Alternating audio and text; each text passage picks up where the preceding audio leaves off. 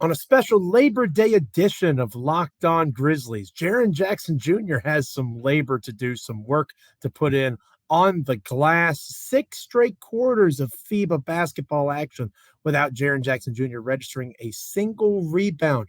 How bad is that for Team USA? More importantly for us, how bad is that for the Memphis Grizzlies? Plus, Team Spain is gone, but Santi Aldama saves his best for last. All that and more on this edition of Locked On Grizzlies. Let's lock in. You are Locked On Grizzlies, your daily Memphis Grizzlies podcast. Part of the Locked On Podcast Network, your team every day.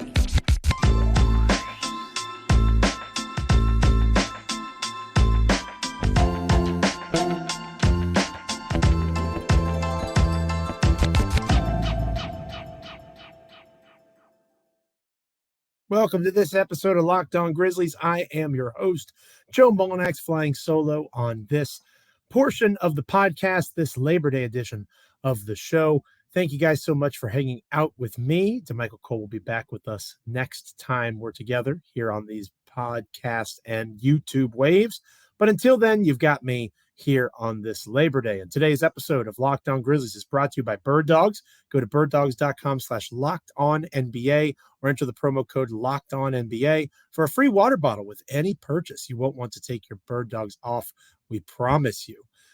We are free and available wherever you get your podcasts as proud members of the Locked On Podcast Network, your team each and every day. Make sure you're checking us out on YouTube. And again, wherever you can get a podcast, rate, review, subscribe, like, comment, all those fun things. I am Joe Mullinax of Bluff City Media. I also dabble over at SB Nation from time to time as a contributor, and I'm grateful to you joining me on this Locked On Labor Day Monday, right? And hopefully you're getting a chance to rest a little bit. I don't mean this in a negative way, but hopefully Jaren Jackson Jr. is not resting too much. Hopefully he is working on his rebounding because it was atrocious for Team USA against Lithuania in the surprising upset win for Lithuania over Team USA in the group stage of the FIBA tournament. Now, the good news is for Team USA, they still qualify for the 2024 Olympics because other teams lost that they needed to lose.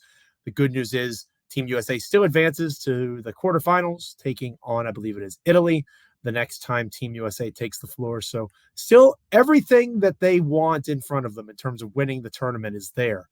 But obviously losing to Lithuania, a bit of a wake-up call. And there's lots of reasons that it happened. I do think that is significant to point out. When you as a team allow another team to go 14 of 25 from three-point line, and that doesn't have a ton to do with Jaren Jackson Jr., right? Lithuania shot 56% on 25 attempts from beyond the arc. That matters. And I do believe that we're not talking about that as much.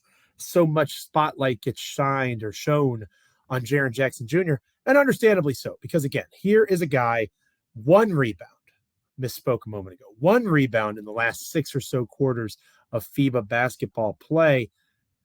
He's almost 7 foot tall. And this is one of those challenging things about Jaren Jackson Jr., one of those items that makes him such an interesting player to talk about, such a wonderful player to wax on and wax off about in terms of what he could potentially be. It's a pretty glaring hole in his game, and it is one that is staring Team USA in the face, much like it stares the Memphis Grizzlies in the face. The major difference, of course, the major alteration between Team USA and the Memphis Grizzlies is the Memphis Grizzlies have Steven Adams. And we'll talk more about what Jaren struggles as a center for Team USA, at least recently, right? Because in earlier games, Jaren was feasting. He was having success. But competition is getting tougher as the tournament goes on. Jonas Valanciunas, old friend of the Memphis Grizzlies, Jonas Valanciunas dominated Jaren, for lack of a better term. He got him in foul trouble early. That's another thing that Jaren continues to run into issues with. I do think that gets overblown some. You know, that was written and talked about a lot in the wake of the Team USA defeat, how Jaren, he's an habitual fouler. That's all he does is get in foul trouble. Well, yes and no. right? He certainly has his issues with fouling. I'm not trying to say he doesn't, but like I've talked about and DeMichael's talked about, to say that that's the reason that he didn't play as many minutes last year is not telling the entire story, right? Like the Grizzlies were clearly limiting his minutes, even when he was playing well. He wasn't in foul issues. 30 minutes was roughly his cap on a night in, night out basis because of injury concern. At least that's the way it was perceived by DeMichael and myself. So, yes, the fouls are a problem and something that needs to be corrected, but no, it's not why Jaren hasn't played as many minutes over the last year or so. It's shades of gray. What is not shades of gray is the fact that you need your center to get more than one rebound. And I do understand Team USA's dilemma because Jaren is extremely important to them winning. Like Steve Kerr himself said that Jaren Jackson Jr. is one of Team USA's best players in the wake of the Lithuanian defeat. And I'm quoting this from Brian Windhorst of ESPN in his article, his summary of the game. Team USA was plus 16 in the minutes that Jaren was on the floor. Jaren was on the floor for 15 minutes of the contest. So Team USA plus 16 with Jaren, minus 22 when he was not on the floor. Wow. That is significant. And it's not accidental. Jaren is a defensive force. He makes you be things offensively that you're not always comfortable being. And give Team Lithuania credit. They were moving the ball well. They were flashing off of screens. They were getting into the corner and making the extra pass, passing up good shots for great shots. A lot of those threes that Lithuania took were wide open. They made a couple really tough ones down the stretch late, but they were able to build confidence throughout the game that enabled them to take and make those tough shots later. If they had been able to defend a little bit better, and if Jaren had been on the floor, I think he had 2 fouls within, the first 3 minutes of the game. 5 fouls get you fouled out in FIBA rules. So that's something that is really tough for these USA guys to overcome and reckon with. You've got a 6'11", 245-pound guy who is not comfortable being the true center. And for those that have followed my work covering the Grizzlies for a while, I want Jaren Jackson Jr. to be the center. That's what I want Jaren to be for Memphis. No disrespect to Steven Adams, and this is certainly evidence that Steven Adams is still very much needed for the Memphis Grizzlies. But Jaren is the prototypical modern NBA center. Versatile offensive game, the ability to create off the dribble for himself, a mismatch against most other bigs, the whole unicorn concept, the ability to shoot threes the way that he does and block shots the way that he does. Not many guys in the history of the NBA have been able to do it. Not many. So that's why you see the potential. And I'm sure Steve Kerr saw and sees the potential in Jaren Jackson Jr., and it's just not being fulfilled in this particular area. The rebounding thing is a problem. Now, can Team USA help address this a little bit? Yeah, I think they could rebound a little bit better as a team. I think they could have their guards and their wings attack the glass a little bit more. What does that mean in terms of a trade-off? It means you're looking at less transition opportunity, and the athleticism and the speed of Team USA is their strength. If you're saying that the world is catching up in terms of skill set, I would agree with you. Lithuania is a great example.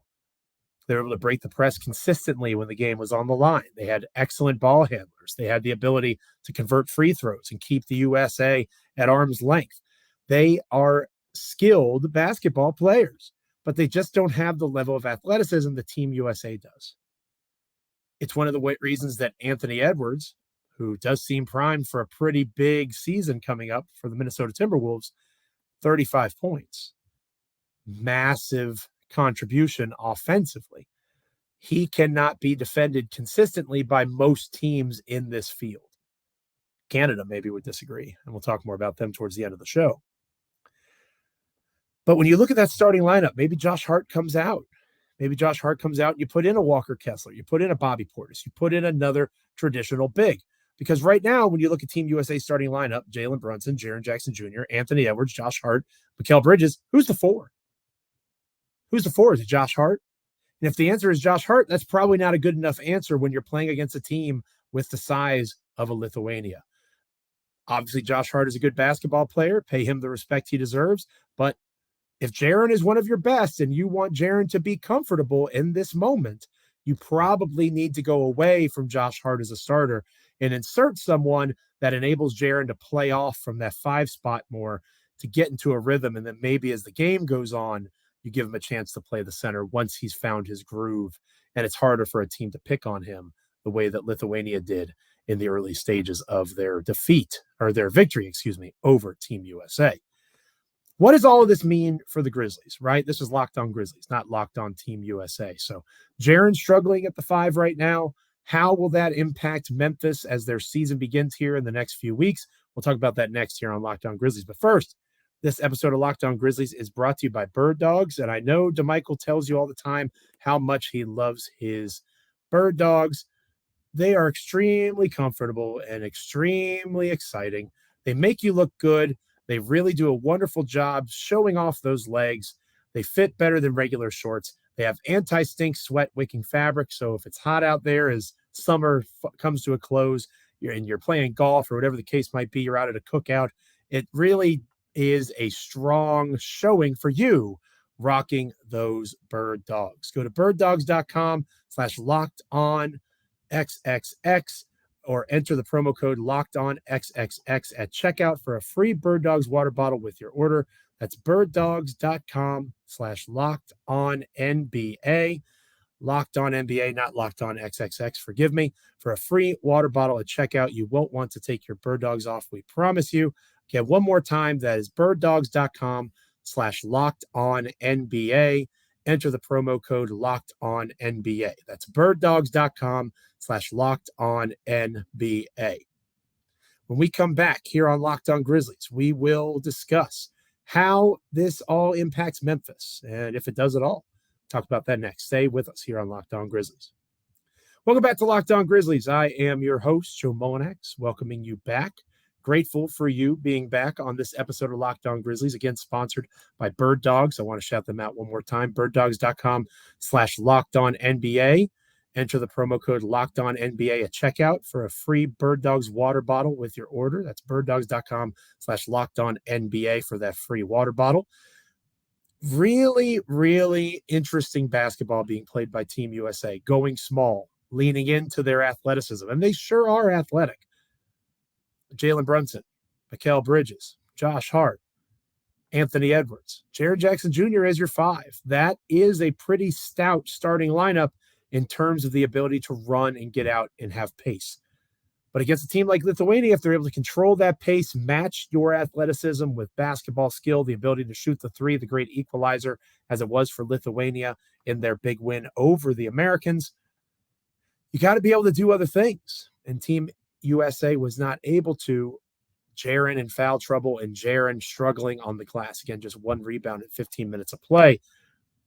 How does this reflect the Memphis Grizzlies, or how should Memphis be viewing what's happening with Jaren right now?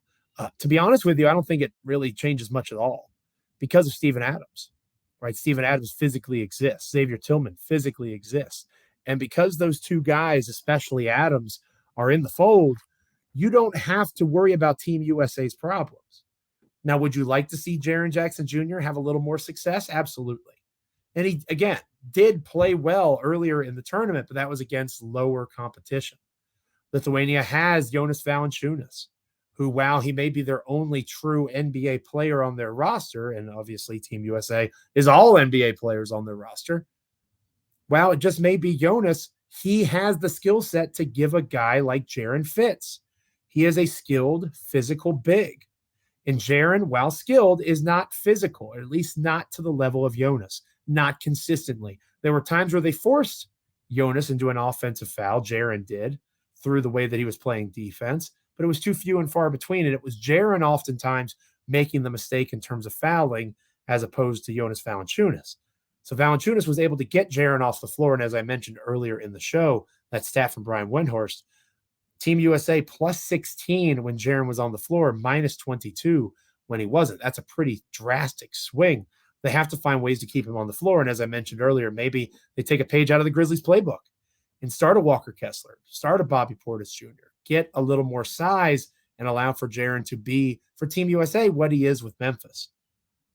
In the short term, it doesn't hurt the Grizzlies really at all because Jaren's not a starting 5 for the Grizzlies. Jaren's a 4. And when Jaren does play the 5, he'll do so alongside the likes of Santi Aldama against reserve units. We'll talk more about Santi to close the show here in a little bit. Really impressive showing from him in Team Spain's final game of the World Cup, losing to Team Canada. Shout out to Canada, moving on in the tournament, securing an Olympic berth for the first time. Jaren and Santi will work better as a reserve group because it's unlikely that a big has the combination of skill and size that Jonas Valanciunas does as a reserve, right? If Jonas is playing that well, he's going to be a starter. Obviously, for the Lithuanians, he was a starter. Jaren doesn't start at the 5 for the Memphis Grizzlies. Jaren wouldn't have to deal with the brunt of that defensive assignment. And maybe that leads you into the age-old conversation about whether or not Jaren should have been the defensive player of the year. I'm not jumping down that rabbit hole without DeMichael Cole, right? I'm going to wait till DeMichael's back. Maybe that'll be a good topic for our Wednesday edition of the show. But Jaren is elite as a rim protector. He just had one of the greatest rim protection seasons in the history of the NBA. That's not hyperbole. That is fact. But it's in a controlled environment. It's in a controlled space where he is able to be that weak side defender, where he is not asked or tasked with defending bigs like Jonas Valanciunas on a night in, night out basis. And he's not asked to be a massive contributor as a rebounder, partially because Steven Adams exists. But the Grizzlies are an average to slightly above average rebounding team without Steven Adams. That's not because of Jaren Jackson Jr. That's because of John Morant. That's because of Desmond Bane. That's because other members of the Grizzlies chip in a team concept of rebounding. Team USA probably needs to embrace that a little bit more if they are going to stay small with their starting lineup. But part of the reason for going small is transition opportunity. And without a big, in loose quotes like Josh Hart, that athleticism advantage, if it's Walker Kessler or Bobby Portis Jr., it's lost. They already tried Brandon Ingram. That didn't work. Maybe it's matchup dependent. Maybe if Team USA were to see the Lithuanians again, or as they run across a team with similar styled bigs, maybe Team USA has to be in a spot to play Jaren with other bigs in a way that Jaren plays alongside them in Memphis. So long term, it calls into question whether or not Jaren actually can play the 5. And it feels silly to say because he's still so young. He's 23, 24 years old. But at the same time, he's going into his 5th NBA season?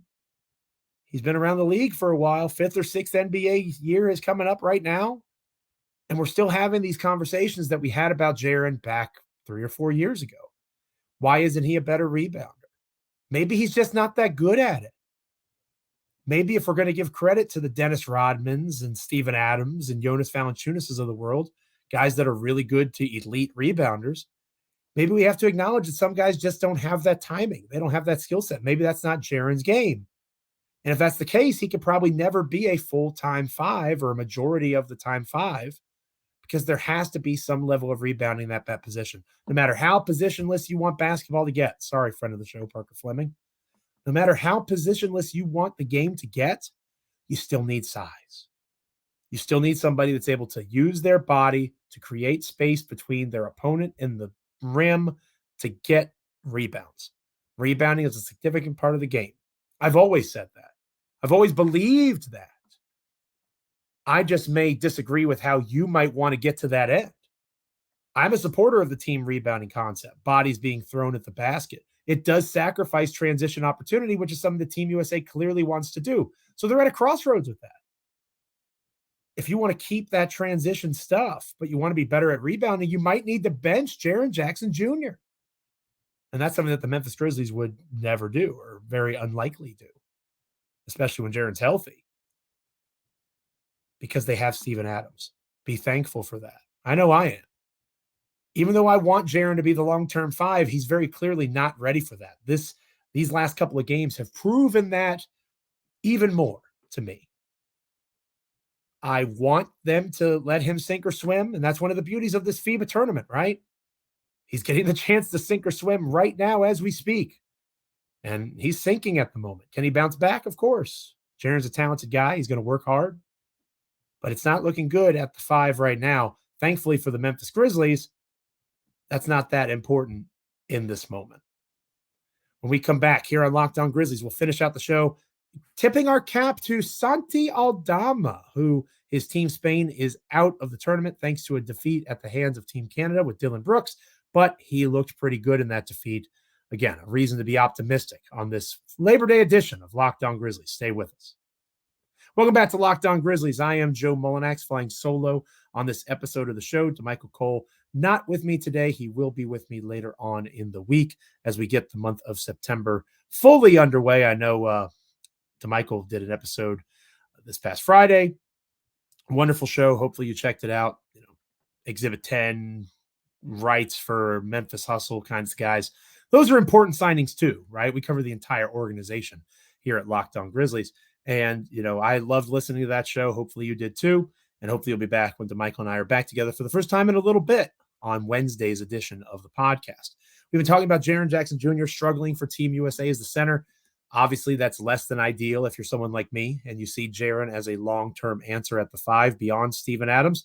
Thankfully, Grizzlies are not in that spot just yet. Steven Adams still exists, still under contract with Memphis, is reportedly healthy and should be good to go when training camp gets underway here at the end of the month. All good news, right? Because the Grizzlies need Jaren at his best, and Jaren is clearly at his best at this moment as a 4. But Jaren will play the reserve 5 a little bit. He will play some backup minutes as a center, and that's intriguing because of what Santi Aldama was able to do in his run with Team Spain at the FIBA World Cup. Santi was benched. Santi had some struggles at times in this tournament. It wasn't all sunshine and rainbows for him. But I tell you what, even though Spain lost this game against Canada and Spain bids adieu to the FIBA tournament as a result, Santi Aldama led Team Spain, or was tied with Willy Hernan Gomez of Spain in minutes played. Santi Aldama was 4 for 7 from beyond the arc and 8 for 12 from the field. Santi Aldama also struggled with rebounding, a common thread among Grizzlies' talented bigs, it would seem, at this stage. But Santi had a windmill dunk. Santi showed that 3-level scoring potential, and he was the second leading scorer for Team Spain. I mentioned Willy Hernan Gomez being the first scorer there for Spain in their 88-85 loss at the hands of Canada.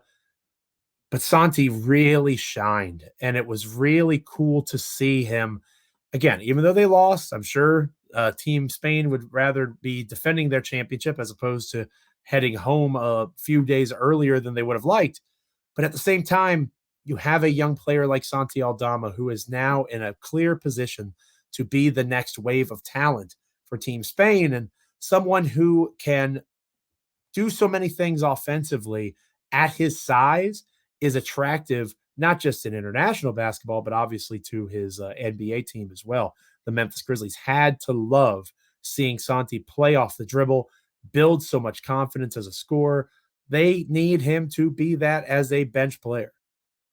Full stop. They need scoring punch because it's not there, right? It's not there right now. If you start Luke Kennard with that starting 5, Marcus Smart, Desmond Bane, Luke Kennard, Jaren Jackson Jr., Steven Adams, Santi Aldama is basically your 6th man as a scorer.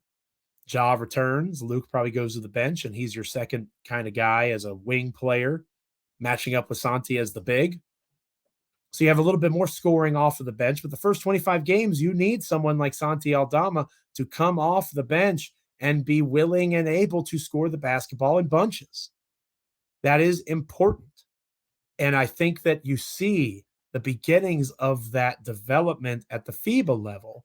And while FIBA and the NBA are obviously very different, basketball's basketball. And the fact that he was able to do the things that he did in this tournament while representing his country, representing Spain, and being at times the best player on Team Spain, that's huge. That's only going to mean bigger and better things for Santi Aldama as the Grizzlies ask him to expand his role as a scorer. Again, wasn't perfect. He in and of himself is flawed as a rebounder. But at the same time, you see Santi Aldama putting the ball on the floor. You see Santi Aldama looking for his shot, being able to convert threes. Santi hit almost half of Team Spain's threes. Santi made 4 by himself. Team Spain made 9 as a unit. So you have the ability to spread out and space the floor. Once Ja Morant returns, you have one of the very best in the NBA at getting to the paint, finishing in and around the rim, scoring at the paint at least, or scoring in the paint. You need as much shooting as you can possibly have to make Ja's life as easy as possible. And in the absence of having it on the perimeter consistently, right? Desmond Bane, Luke Kennard, those guys are 2 of the very best in the NBA at shooting the long ball. But beyond those guys, how many are you confident in doing it consistently at this stage? The idea of Zaire Williams, maybe. The idea of Jake LaRavia, possibly. David Roddy has shown flashes, but beyond Kennard and Bane, it's Jaren and Aldama. And think about that lineup. Ja, Kennard, Bane, Aldama, Jaren. The offensive numbers could be off the roof or through the roof, off the chain for those guys. Who's going to play defense? Who's going to rebound? Those are fair questions, I think. But you really have to look at what this group has done in Spain. And a bit of a transition. Ricky Rubio not playing. Obviously, the Gasol's no longer active or as active as they had been. The Gasol's not even on the roster. To go from the World Championship to that level has to be disappointing. But at the same time, after this earlier exit than they would have liked, you see Santi Aldama as an almost 7-foot-tall big that can create off the dribble. I would like to see his assist numbers higher. He didn't have a single block in 25 minutes. Again, what's going to hurt Santi in Memphis is his defense. His defense, the same thing that limited his impact in the Lakers series back in the spring. Similar concept here. It's going to be a problem if he's not able to stay on the floor and be a net neutral defender. Any offensive powers that he possesses will be negated by really poor defense. So Jaren needs to get better at rebounding. So does Santi, but we know what Jaren can do defensively as a 4. And we know that Jaren can play the 5 in reserve minutes when he's not dealing with someone like a Jonas Valanciunas. Can Santi Aldama play the 4 and be significant in 14 to 16 minutes off the bench, creating offensive opportunity for himself and for others because of the spacing his jump shot possesses, and still be, again, net neutral to a little bit worse defensively? If he can pull all those things off, the Memphis Grizzlies might have a real star reserve on their hands. We saw it in FIBA, and kudos to Santi on his performance there. The next time we'll see Santi, of course, is Memphis Grizzlies training camp. Thank you so much for joining me on this episode of Locked On Grizzlies. Again, the next time we're together, we will be on, I think it'll be about Wednesday. We'll come back. It'll be DeMichael and myself. Maybe we revisit that question, right, of Jaren Jackson Jr., Steven Adams. Is it a pipe dream? I know DeMichael is not super stoked about a near 7-footer who's not able to grab more than 1 rebound in 6 quarters of international play. Maybe we talk a little bit more about that. Obviously, the game with Italy will have transpired between now and then, and we can cover that. Hopefully, we see a little bit better play out of Jaren. Lots of things to discuss later on this week here on Locked On Grizzlies. Make sure you like, rate, comment, review, subscribe, wherever you're getting your podcasts, as well as on YouTube. As proud members of the Locked On Podcast Network, your team each and every day, or in these dog days of the offseason, maybe every other day or so. DeMichael and I very happy that you are with us and making us part of your NBA and Memphis Grizzlies content experience. So until next time, I'm Joe Mullinax. Stay locked in, rate, review, subscribe, like, comment, all those fun things. Grind forth. We'll see you next time on Locked On.